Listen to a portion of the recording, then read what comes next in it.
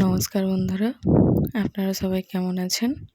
আশা করছি আপনারা সবাই অনেক ভালো আছেন। এখন আপনারা দেখছেন ভুতুড়ে ডায়েরি 01, সাথে আছি আমি সালমা। তো বন্ধুরা, আজ আমি আপনাদের সাথে একটা ছোট্ট গল্প শেয়ার করব। তো চলুন বেশি কথা না বাড়িয়ে গল্প শুরু করি।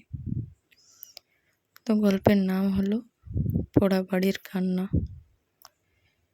রাহুলের সেই ঘটনার পর পুরো গ্রাম আতঙ্কে ডুবে গেল।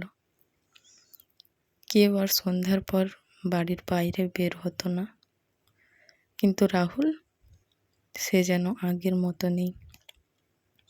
সে চুপচাপ হয়ে গেছে, আর মাঝে মাঝেই একা একা কথা বলে। ওরা ডাকছে। একদিন মাঝরাতে রাহুলের মা হঠাৎ ঘুম ভেঙে গেল। তিনি শুনতে পেলেন রাহুলের ঘর থেকে ফিস ফিস শব্দ আসছে। দরজার কাছে গিয়ে তিনি থমকে দাঁড়ালেন। ভেতর থেকে কয়েকটা আলাদা কণ্ঠস্বর, সবাই একসাথে বলছে, ফিরে আয়।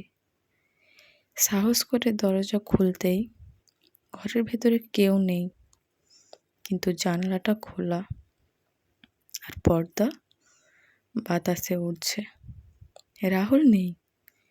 পরদিন ভোরে গ্রামের লোকজন খবর পেল রাহুল আবার সেই পোড়া বাড়ির সামনে দাঁড়িয়ে আছে। কিন্তু এবার সে একা না, তার চারপাশে হালকা ধোঁয়ার মতো ছায়াগুলো ঘুরছে।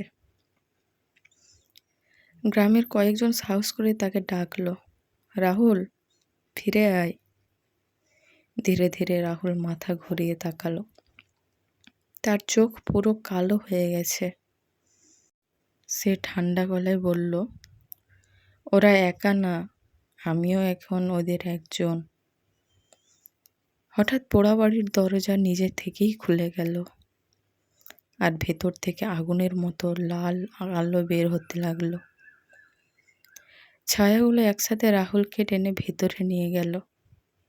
গ্রামের লোকজন চিৎকার করলো। দরজা ধাম করে বন্ধ হয়ে গেল। তারপর সব শান্ত।